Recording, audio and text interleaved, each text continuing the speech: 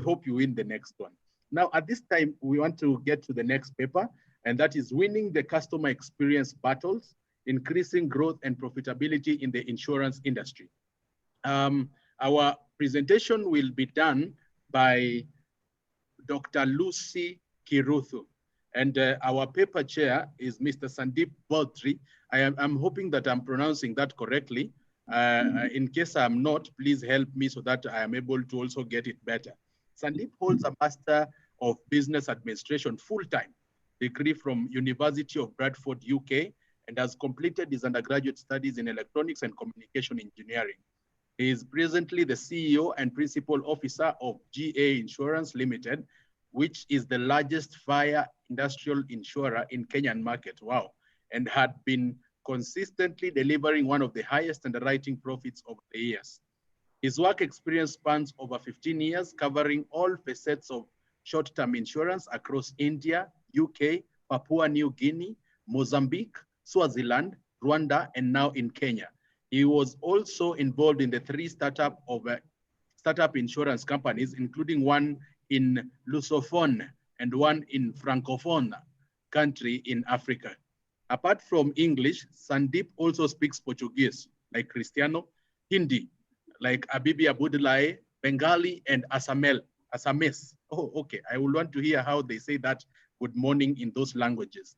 He is an avid reader of non-fictional books, a movie buff, likes trekking, cooking, and listening to world music. When he is not working also, Sandip is a coffee aficionado and a proponent of ESG in business, along with plant-based diet systems. Of course, I've noticed that he likes trekking. He needs to meet people who also come from Kibera as they trek to town, and he will enjoy with them. Please join me in welcoming Mr. Sandip as he takes over as the paper chair. Welcome. Thank you, Mr. Okari.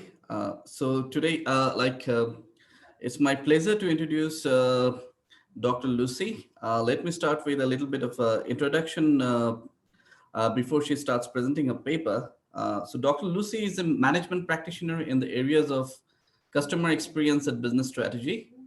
Over the last 22 years, she has worked across diverse industries across continents. Currently, Lucy is a lead consultant at Evolved Business Consultant, a firm that offers customer-made business support services aimed at customer-centric businesses.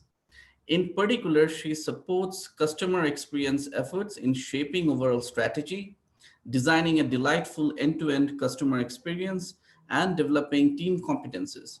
She has supported a number of insurance companies in Kenya and Uganda in streamlining their customer experiences. Lucy is also an adjunct at USIU Africa School of Business, a columnist of the Daily Nation, and is involved in her community on the matters of education and economic empowerment. Lucy's overriding mission is to inspire positive change in business and society.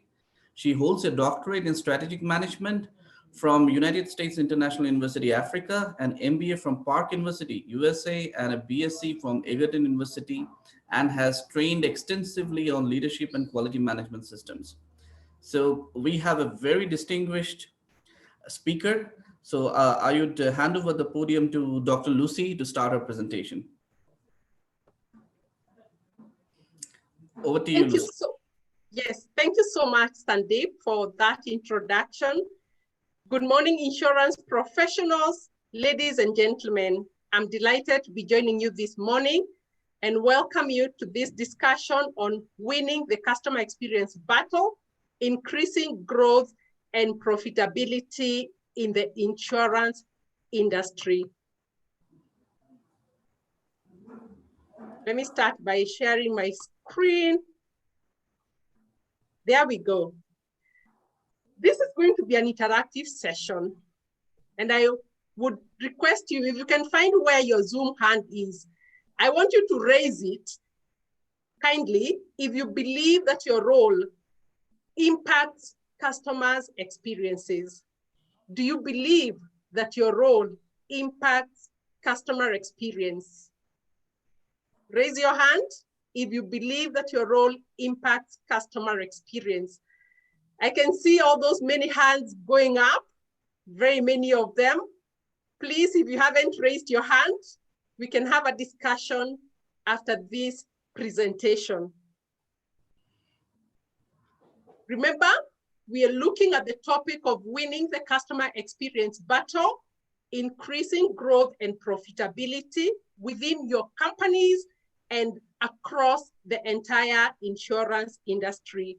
And I welcome you all to this presentation.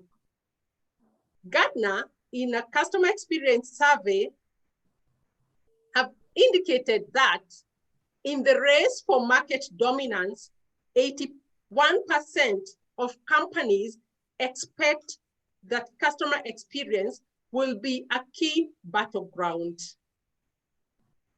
And based on that statistic, my question is, have you decided which customers to fight for? If customer experience then is a battleground, who are you fighting for? My session is outlined as below. I'll start with an introduction of customer experience, because a lot of times there's misunderstanding in terms of what customer experience is, what customer experience is not. And then we'll be looking at the customer experience battle, the winners and the losers. What are their characteristics? And then finally, we'll be asking ourselves, based on the trends in the market space, what next? How do we move our organizations forward? And then of course, we'll have a Q&A session at the end. So going right into the very first session, in terms of introducing customer experience, I'll be looking at the what of customer experience, what's customer experience, why is it important, and how does it happen within organizations? And in looking at the what of customer experience, I don't know what word comes to your mind when you hear the mention of the word customer experience. From yesterday during the opening remarks to even just the last presenter, there has been the mention of the word customer. But what is it that comes to your mind when you think about customer experience? And what I want to bring to your attention this morning is that customer experience is considered as both a process and a feeling. And as a process, it then encompasses all the interactions that our customers have with us from the start to the end of the customer journey. On the other hand, as a feeling, customer experience is about perceptions.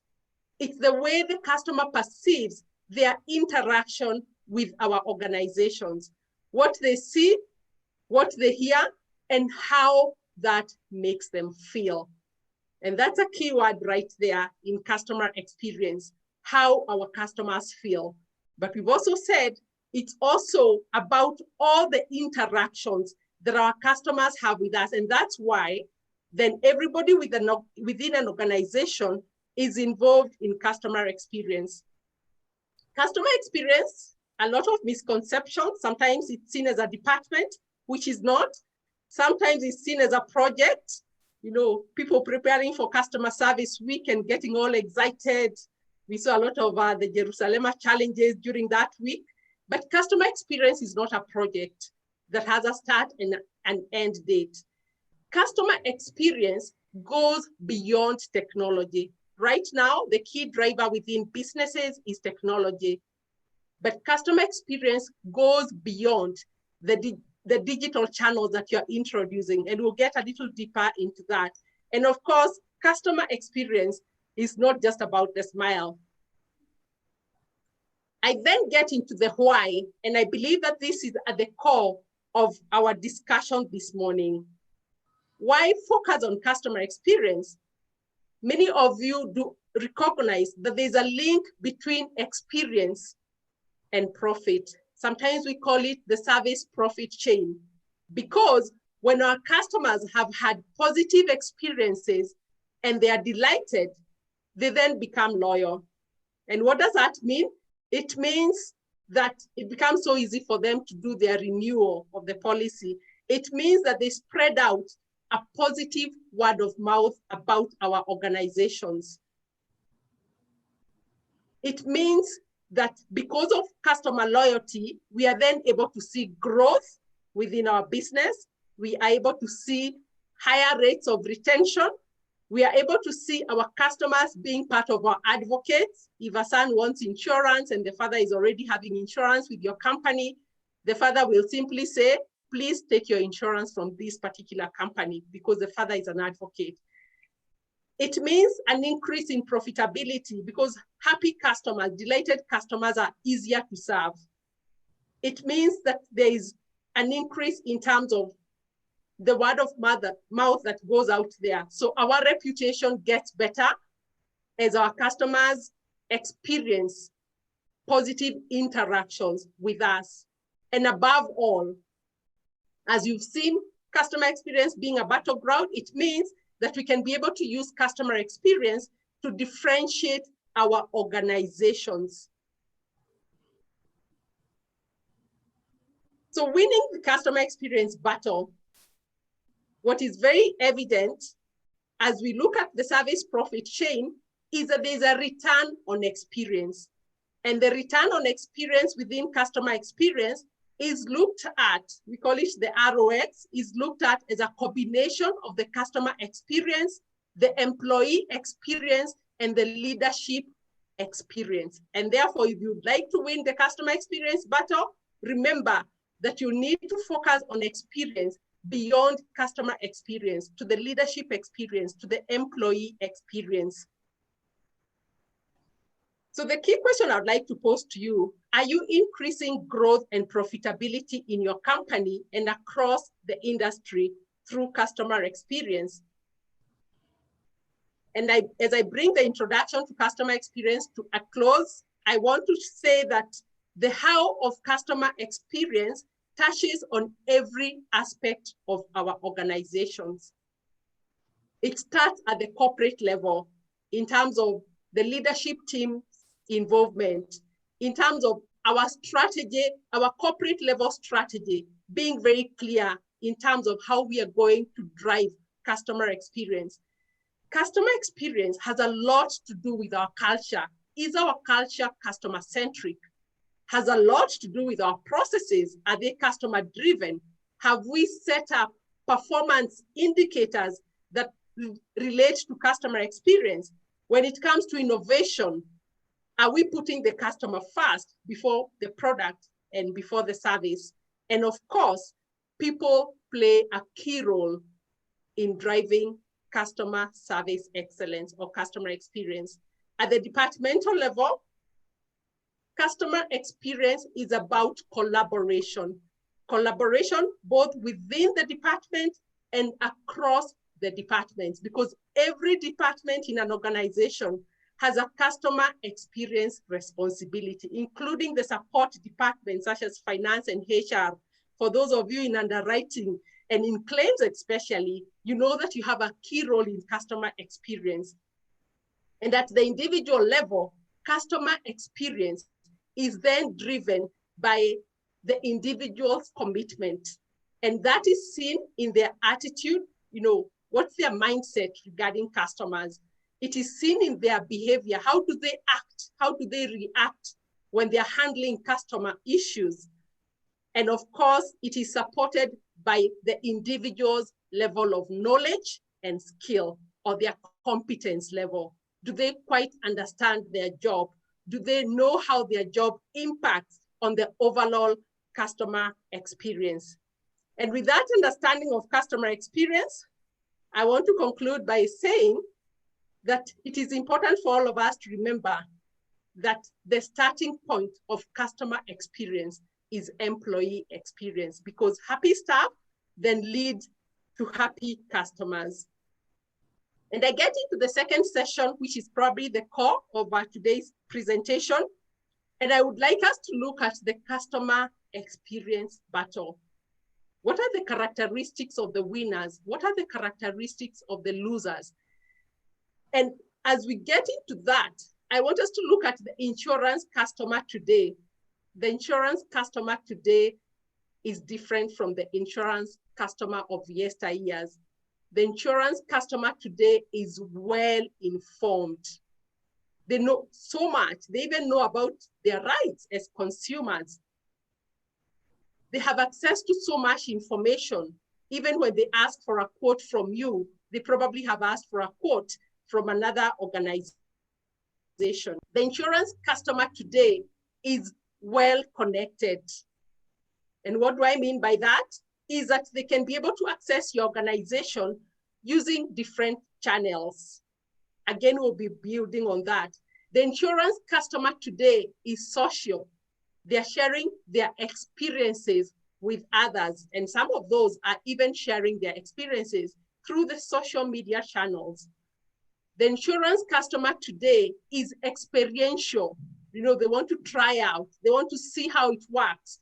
They probably are are looking at the offering from the different companies, whether they are a business or whether they are an individual. The insurance customer, more than ever before, is less loyal. They have their car insurance in one company. Some have their medical insurance in another company. They have their life policies in another company. Customers today are less loyal. The insurance customer today, more than ever before, is more demanding. They want their claim processed now. You know, they're wondering why it's taking ages. And we've seen it globally. In addition, the insurance customer today is self-directed. You'd want to do some of the things that were previously done by others within the insurance industry. They would like to do it by themselves. You know, they would like to have a calculator, for example, or a tool that can help them do their valuation. They would like to look at how to serve themselves because they want to take charge of most of the customer journey. So the insurance customer today is different from the customer that we served 5, even 2 years ago. And especially during this COVID season, the insurance customers' expectations have grown. Just the other day, I received my insurance copy via mail, and I was like, wow, this is the first time it's happening via email, and I needed to print it for myself. So again, the question I pose to all of us, are we winning or losing the customer experience battle? And in looking at this question, I want us to look at what are the characteristics of those that are winning and what are the characteristics of those that are losing the customer experience battle. And I'm sure that each one of you, if I was to ask you to list the characteristics of those that are losing the battle, those that are winning the battle, I'm sure you'd give me 101 ways to win the customer experience battle or 101 ways to lose the customer experience battle, because the customer experience subject is very close to the heart of every person. Remember yesterday, like it was mentioned, any organization or any business would not exist if there were no customers to be served. And therefore, each one of us then has a role in serving the customers. Those likely to lose the customer experience battle seem to lack an understanding of their customers. They seem to have a corporate strategy that is not aligned to the needs of their customers.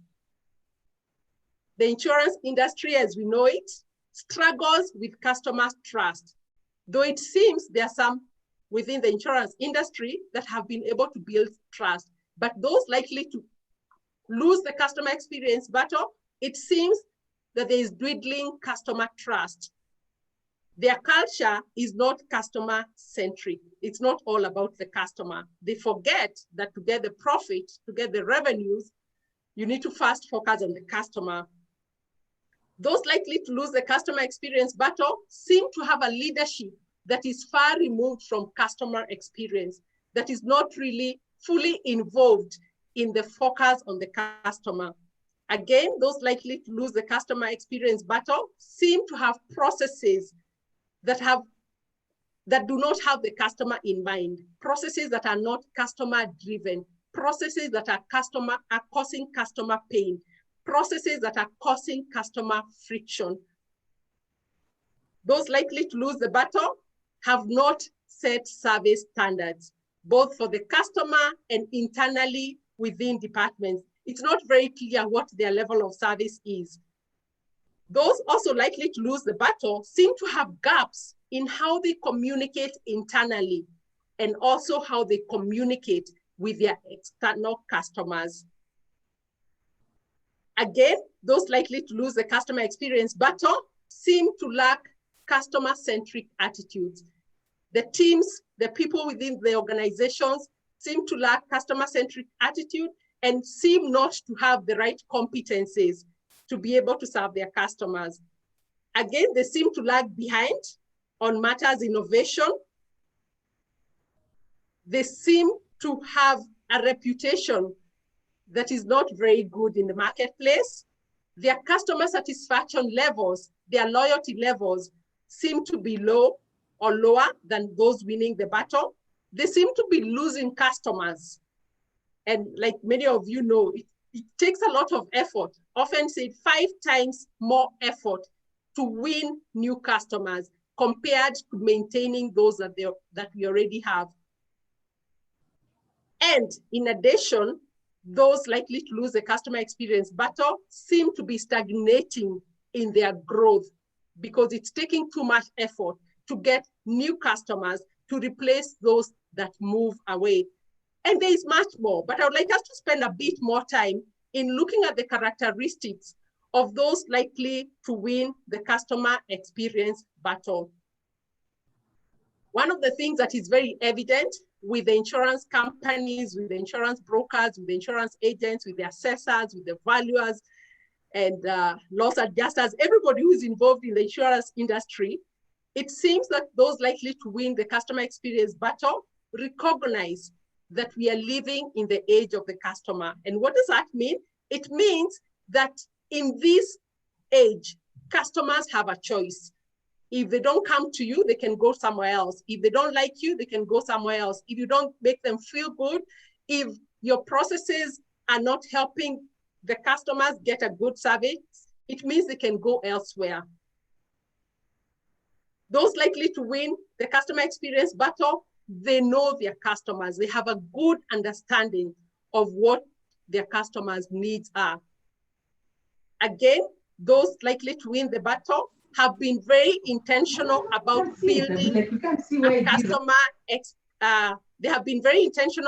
building a customer-centric culture. They put customers at the center of their thoughts and at the center of their actions. When they're having discussions regarding their strategic direction, the customer is right in there. The leadership, very, very important, is also very focused on the customer. In fact, often we say that customer experience is driven by the leaders. There's a major leadership question on matters customer experience. Yesterday, there was that discussion about data, yeah? And those likely to win the customer experience battle seem to be using data to drive business performance. They have innovative products and services. They have even come up with products for this season, like we have seen with some of the insurance companies here. Those likely to use or to win the customer experience battle, they have embraced technology solutions. And as they have embraced those solutions, they haven't embraced them for the sake of technology. They have first of all started with customer experience and worked backwards to see what sort of technology they can use to support their processes. They're using not just multiple channels, they're using channels that are all integrated to stay connected with their customers. That means if a customer emails you and the same customer contacts you on social media, a lot of the companies that have integrated call centers are able to tell this is the same customer. The customer who asked a query on social media is the same customer who went on a website and asked for a quote. Those likely to win the customer experience battle consider user experience across the digital channels. So as they think about the different digital channels to use to support their customers, they're asking themselves, is it so easy for our customers to interact with us digitally? In addition, they are providing self-service options because, like I said before, the customers today are self-directed. Those likely to win the customer experience battle are making use of the customer data they already have. Let me give a very simple example. If I get into your website and I'm asking for a quote, probably the very first question right there is, are you a customer? Because if I then say yes, it means that you already have a lot of my information and I don't have to fill in all those other windows that require me to fill in my telephone number, my email address, because you already have that information. And in addition, they are using the data that they already have to really get to understand their customers and to know the past interactions that they have had with those customers. Those likely to win the customer experience battle continue to be resilient, to be agile, to make things simple for their customers, and to learn fast. In addition, they are listening to what their customers are saying. So voice of the customer is a key component within their organizations. Those likely to win the customer experience battle, they know the power of building long-lasting relationships with their customers. And therefore, they are putting in effort to get not only to know their customers, but to build a relationship that is based on trust and to be able to build trust in an industry where trust is questionable. Those likely to win the customer experience battle are looking at how to provide personalized solutions to their customers, solutions that are tailor-made to their customers, having had a good understanding, and especially of their corporate customers. They're able to say, you know what, we can tailor-make a solution just for you. Those likely to win the customer experience battle, again, very important, are intentional about their end-to-end customer experience. They have looked at their different customer journeys and they are asking themselves, where do we need to improve? So they embrace continuous improvement throughout their customer journey, and they do that by identifying sources of pain along the customer or the user journey and seeking to eliminate the sources of pain, the sources of friction, to make it easier for their customers to do business with them. Those winning the customer experience battle within the insurance sector are seeking insights from their staff, from the different stakeholders, and from customers on how to win the battle. So they are always in conversation with their staff, with their stakeholders, with their customers on the opportunities to improve themselves, opportunities to win the customer experience battle. And I do hope that that paints for you a picture in terms of those winning the battle and those losing the battle. The question is, are you winning the customer experience battle? What is your net promoter score? I know some of your organizations have been using that as a measure of loyalty. What is your score? Does everybody within your organization understand that there is that particular target that you have for your NPS score or for your loyalty score? What is your customer effort score? Are you asking your customers how much effort they are putting in to get their policies underwritten? How much effort they are putting in to get their claims processed? And what's your score? What's your target? And what's your current score? What's your customer satisfaction index rating? How satisfied are your customers with you as their service provider? What is your policy renewal rate? I know, of course, for this one, most of you have it on your fingertips. What's your renewal rate?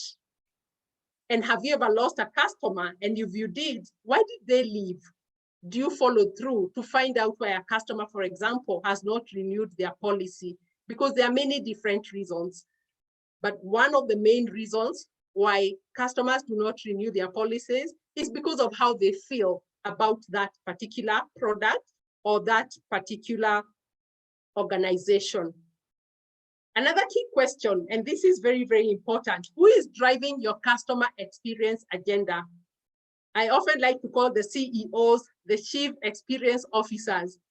But in addition to that, do you have a senior member of leadership, within your leadership team, who is driving customer experience.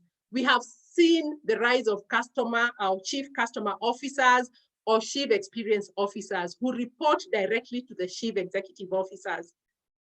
Do you have that person who is looking at the voice of the customer and who is driving the customer experience agenda within the entire organization? Remember, we've said customer experience is not a department, but it's very, very important for you to have a lead person who drives the customer experience agenda for you to win the customer experience battle. One of my favorite books on strategy and on winning the war is The Art of War by Sun Tzu. And when you look at his philosophy about winning the war, I believe that we can use the same philosophy to win the customer experience battle. I would urge you to read a little bit more about what it means to learn to fight, according to Sun Tzu, and you will realize that it is very, very important for every business, for you as an insurance company, for you within the insurance industry, to learn how to fight in the battle, in the customer experience battle. Very important that you show the way and you do it right as you move through this process. Knowing the facts, you can use the data that you have to know the facts. Very, very important that sometimes you expect the worst and you plan for that. Says the day, he talks about that as well. He talks about burning the bridges. We know there are many bridges that exist within organizations, silos, every department wanting to work as a silo. But one of the things that can help burn the bridge is a focus on the customer by everybody within the organization. Aiming to do it better every time. If your NPS score this year was 20, what have you targeted for next year? If your customer effort score this year was probably a 6 out of a 7, what have you targeted for next year? And getting everybody to pull together to win the battle. And as for your competitors, keeping them guessing. In the battle for customer experience, or in the customer experience battle, I often say, as much as we want to focus on our competitors, for us to win the battle, we need to focus on our customers. And when we focus on our customers, we win the battle. So what next in the customer experience battle to increase our growth and profitability in the insurance industry?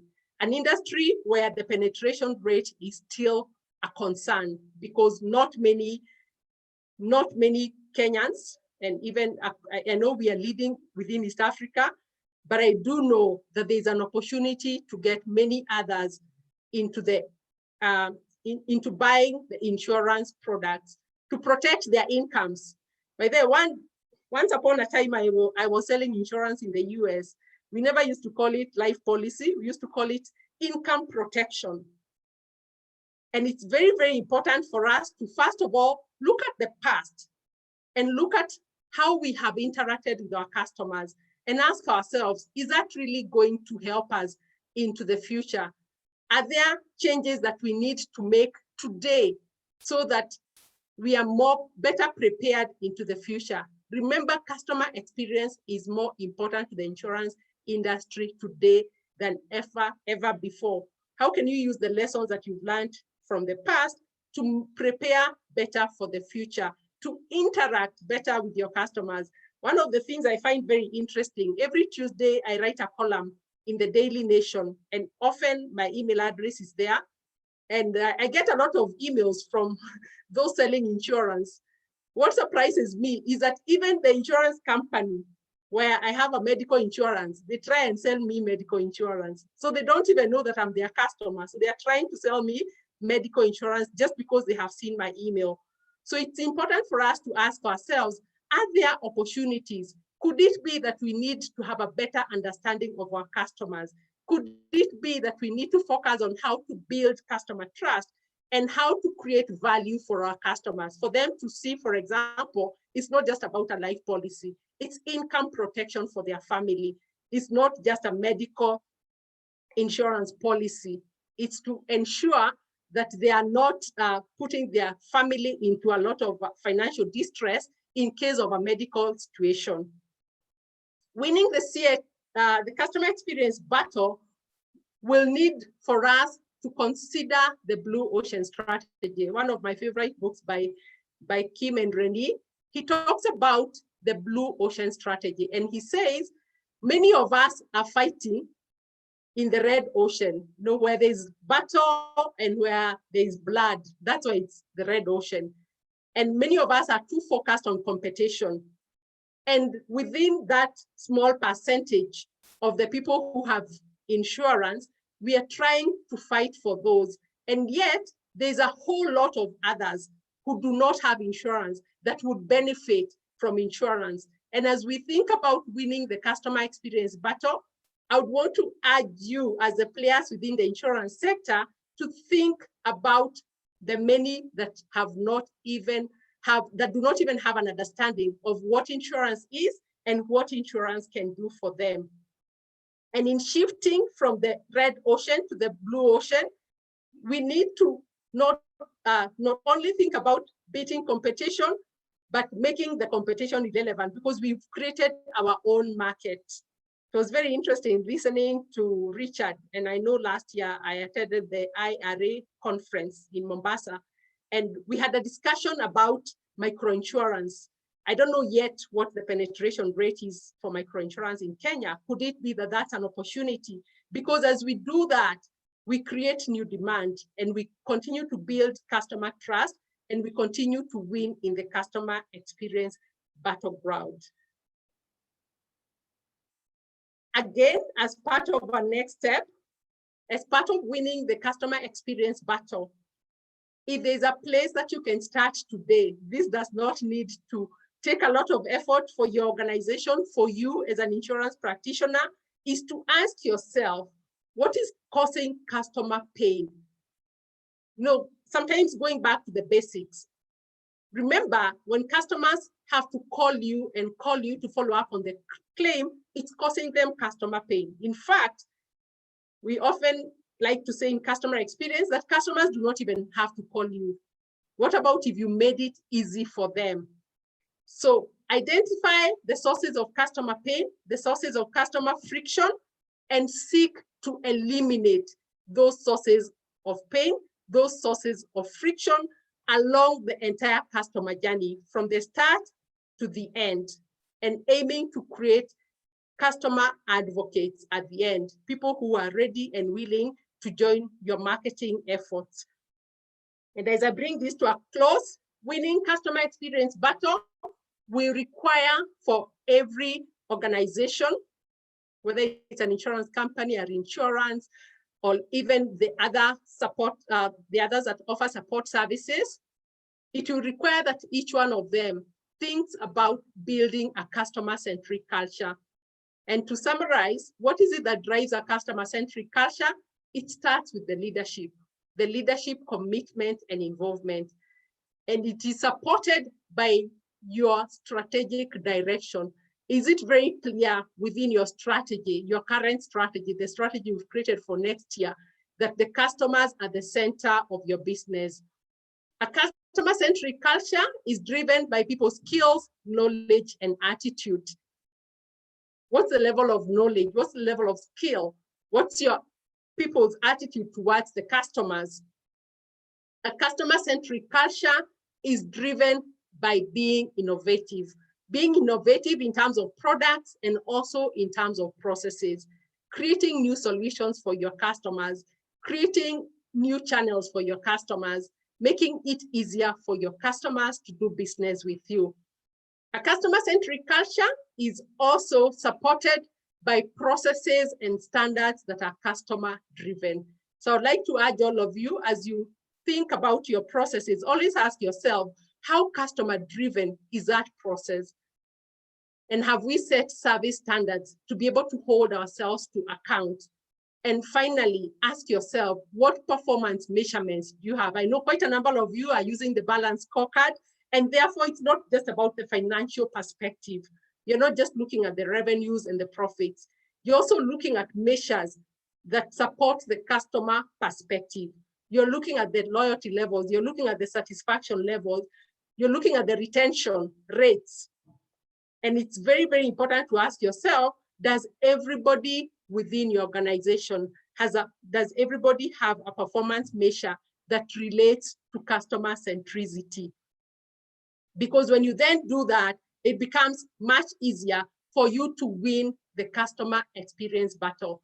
This battle can only be won if everyone within the organization is involved, starting with the leadership. In the light of the ongoing pandemic, we can say that organizations can choose to adapt to cope or to adapt to win. So my question is, have you adapted to win? What is it in the last 6 months, in the last 8 months that you've done that is helping you win the customer experience battle? Can the insurance industry navigate optimally? I would like to say yes, that during this COVID season, one of the key drivers for excellence in organizations is driving customer experience.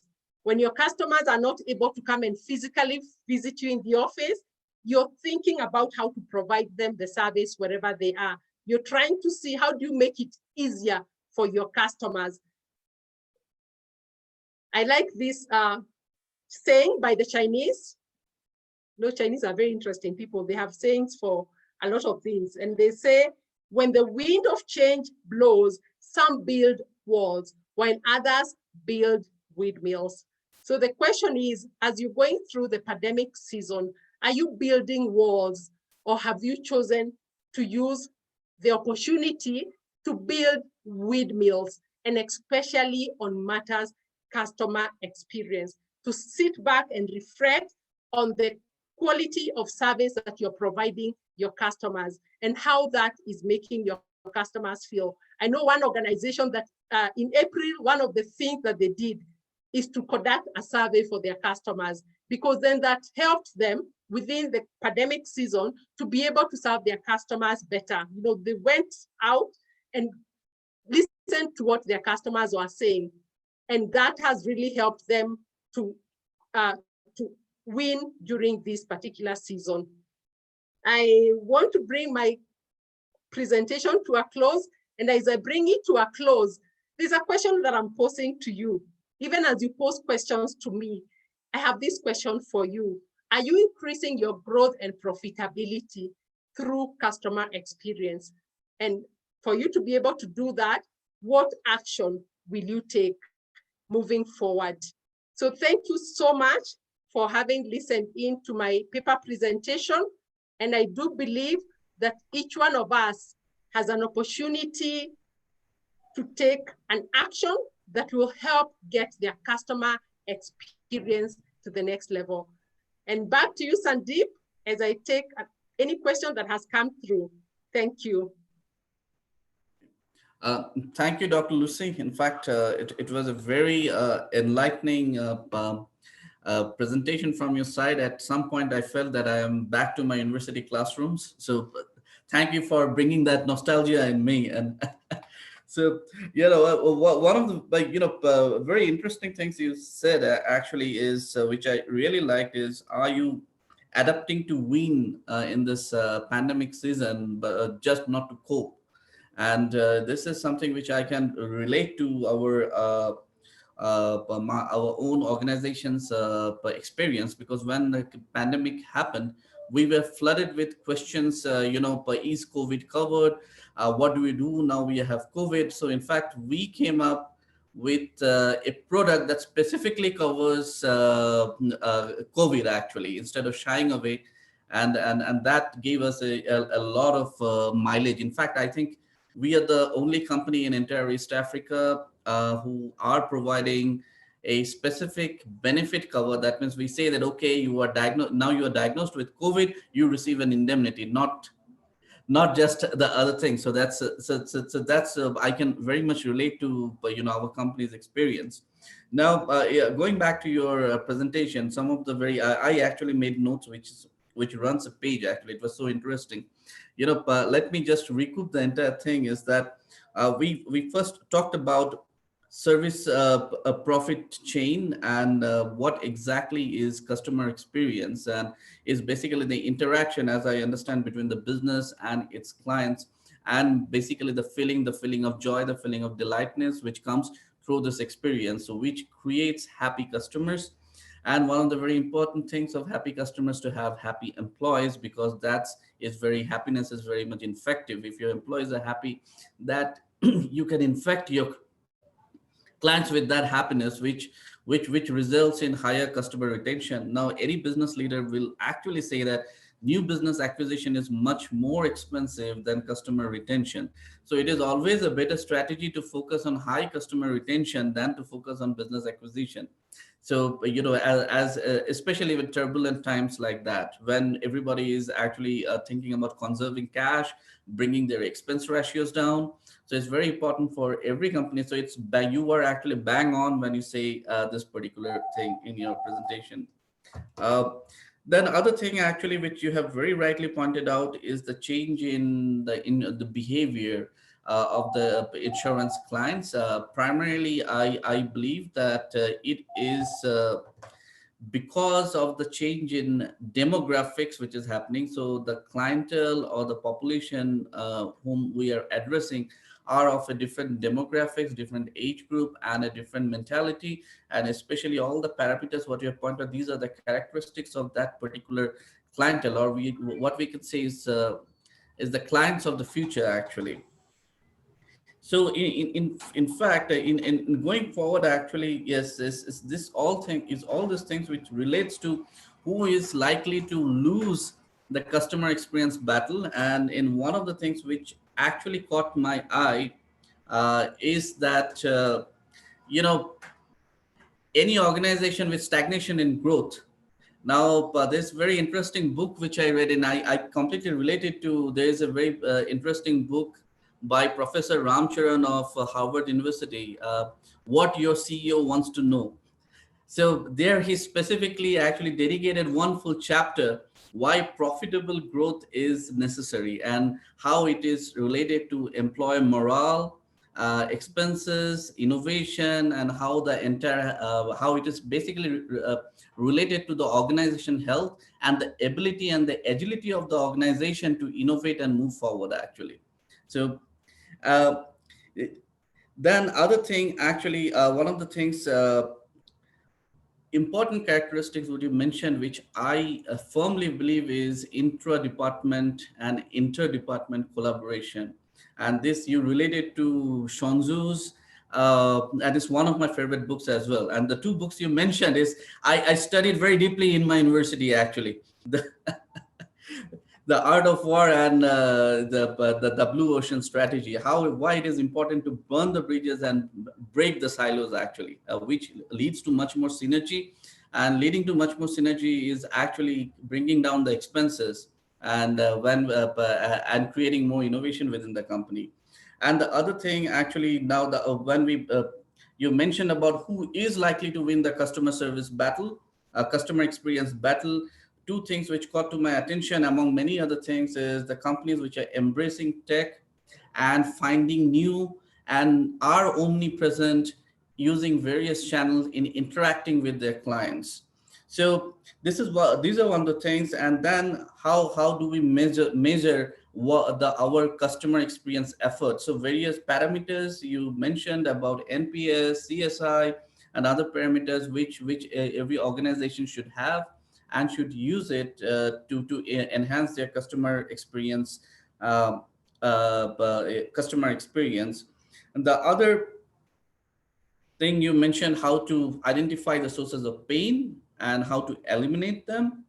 And actually, at the last portion, you actually described what are the components of a customer-centric culture. And one of the very important things you actually told about is the competencies of the internal staff, which is, I think, is very much paramount in understanding what they are and how they are doing, and whether every step which they are taking is adding to value. So what is basically touches about what is the difference between a process and a bureaucracy. So you know, in many of the organization, especially when an organization goes large, we actually it's very important that there's a blurring between process and bureaucracy. So it is very important for every staff to know that why they are doing the system relationship with the various components and how it adds value to the clients. Any process which does not add value to the client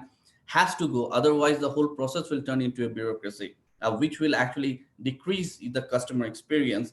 And as I started with by saying, one of the best thing which I learned about, which I learned myself and which I liked, and I think all the panelists will agree, that in COVID situation, how do we adapt to win rather than to cope? So that's basically what I understood in the entire summary of what we said. And we actually have a question from Mr. Nixon, is kindly draw a line between customer experience and marketing. So Dr. Lucy, if you would like to take it. All right. Wow. Thank you, Sandip, for that great summary. And Nixon, that's a very good question. It comes up a lot of times. From a customer experience perspective, we often like to say that customer experience is a new marketing. Of course, the marketers usually fight us on that. And why we say that is because when you then create customer advocates, they join your marketing force. They market the products for you. But of course, when you think about how we traditionally used to do marketing, we used to look for new customers. We used to think about how to create awareness. Of course, that's still happening. But what I have seen in many organizations, previously customer experience was seen to be under marketing, but right now, organizations with chief customer officer, they're having that person also manage the marketing perspective within the organization. So in summary, Nixon, what I would like to say is customer experience is a new marketing. And yes, you can win customers through customer experience. You can retain your customers through customer experience. Thank you, Nixon, for that. In fact, I would like to add to what Dr. Lucy has said. Marketing is all about creating a demand and shaping the market. Now, when you want to address the demand, customer experience is very important, and that actually gives you an idea of what the customer wants. So you cannot gauge a demand without having an interaction with your customers and what they want. That's why this experience, this relationship between the business and the clients is very necessary. So that's actually, it's not exactly a line, but it is part of the overall marketing strategy what you have. I don't see any further questions coming in, so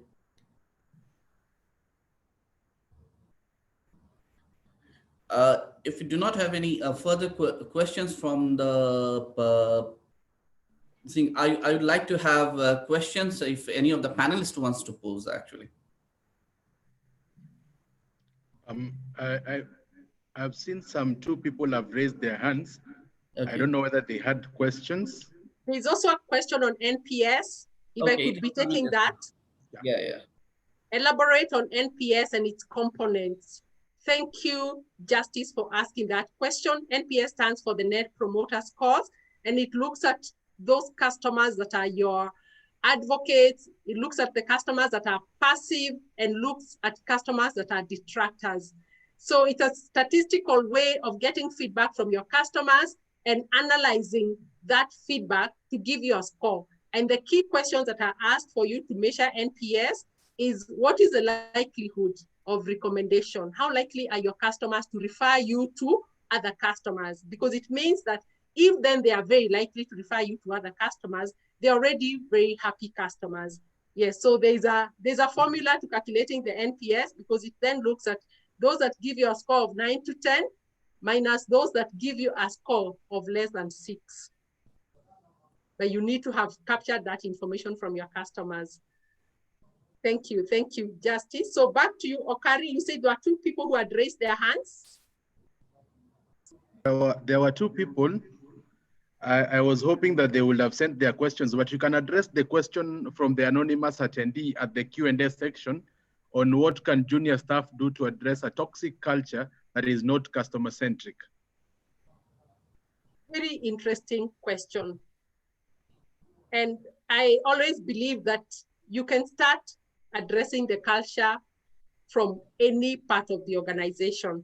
And first of all, it's for you to be a good role model. If you're especially leading a department or a team, you can start creating that kind of culture that you desire within your small department. And when you do that, then there's a possibility of that spreading out within the organization. I always also see it as an opportunity for you to look out for opportunities to get your organization to the next level. I believe that most of the CEO do have an open door policy. And please, if you can knock on that door and have a discussion on culture, I believe you won't get fired because you have raised a discussion on culture. Because organizations, there's another book I'm sure Sandip has read it. It's called Delivering Happiness, yeah, by the guy who started Zappos. And he says, once you get the culture right, everything else follows. I know one of the struggles we've had in Kenya, having had an opportunity to work in the US, one of the struggles I know with a lot of our organizations is the cultural issue. And I know that there are those that have been very, okay, I know there are those that have been very intentional about building a healthy culture. And I would encourage every organization to build a healthy culture. And a good starting point is to start by thinking about what does it take to have a customer-centric culture where everybody is focused on the customer, where everybody is having good intentions that would add value to the customers, that would help you hold on to your customers and hold on to them for life. Yes, so to the, who was the name of the, oh, it's anonymous. So there was no name of the person, but to the person who asked that question, I would ask you to be part of the change that you want to see within your organization. Start it small and you'll keep the fire burning.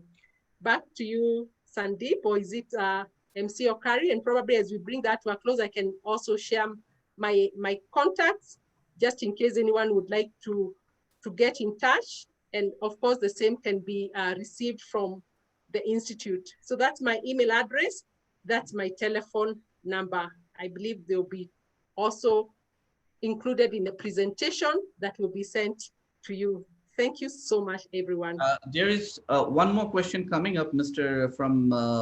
Abdi Nasir Muhammad. How will you affect a value chain in customer experience in terms of growth and profitability? How will you affect a value chain? Everything that happens within the organization needs to be looked at from the customer perspective. So even as you think about the different parts of your value chain, you need to ask yourself whether it's the inputs or the outputs, where is the customer in all that? And especially in terms of looking at the different channels that you use to interact with your customers. So what I would like to recommend to Abdi Nasir is that customer experience affects every part of the organization. Even recruitment, by the way, do you recruit staff with the right attitude, yeah? All the way to even how you invoice your customers. So every aspect of the organization needs to be looked at from the customer perspective. Back to you, Sandip. In fact, we have 5 more minutes left for our allocated time. So in fact, regarding this toxic culture, one of the things you mentioned, and I would like to narrate an incident. We were called for a stakeholders discussion with National Agriculture Insurance Policy. And I was among the 3 or 4 CEOs who happened to go there, and other, from their respective departments would go there. So there was actually a discussion on, why agriculture insurance is not a very big subject in most of the things. And, since it had come anonymously, and there were junior staff present, and everybody actually blamed the CEO that since the company division does not make profit, so CEO shuts them down or fires them. So which apparently is not true. So that day I realized in terms of interaction, how necessary it is for a CEO to even interact with the lowest level of your staff, because it percolates down and it breaks down all kind of barriers or misconception. And that day, that means, we were actually, I was there, and from 2, 3 other companies, I rather not name them. In fact, I found out that how hated a CEO is in an organization, which which you do not realize otherwise, actually. So that's why in terms of it's very essential for everyone and every supervisor at every level to keep to have safe working places, with a sense of security at every level, and each and every organization member who are working in that space, it is their responsibility to create safe working space among themselves. It's not only it is a supervisory relationship, but even within the colleagues, the bullying, I have this connection, and this kind of attitudes to be strictly not entertained or to be avoided. So as you said, self, in terms of being a good employee first, having a good attitude, not attributing, that means not associating with those kind of attitudes, is very much necessary as a first step in bringing down a toxic culture, actually. Yeah, and probably I can say the final word. Yeah. And my final word is that customer satisfaction is the greatest job security for every employee, starting from the CEO to the most junior employee, because it's the customers that pay our salaries. So let's give them the best experience. Thank you so much, everyone. Thank you, Dr. Thank Lucy, you. for a wonderful presentation, and it was a very engaging presentation, very insightful, and I am privileged to present you to the forum. And I would hand over the podium to MC Okari to take it forward. Thank you. Thank you so much. We appreciate you, Dr. Lucy, for the wonderful presentation. You know, you make customer experience look amazing by the smile itself at the beginning and all through the conversation. So I'm like smiling like this and I'm feeling like a customer. Wonderful. We also have Mr. Sandip. Thank you so much. We appreciate you for the wonderful insights. Apart from being a paper chair, you've been part of the presentation, and how you've been able to give us insights. We thank you so much and we appreciate you. Thank you so, so much. I don't know how to say goodbye in Portuguese unless you help me say that, Mr. Sandip. Goodbye in Portuguese can be said in a lot of ways. Can be ciao, adios. Oh, wonderful, wonderful. That is what I'll tell Bruno Fernandes when he retires. Formal to a friend or a girlfriend, like ciao, bonne noite. Wonderful. Thank you. Thank you so much. I look forward to meet you in person so that we can learn more and more languages. I will look for an appointment for that. Thank you so much. You're welcome. You're most welcome. Thank you. Thank you, Dr. Lucy. We appreciate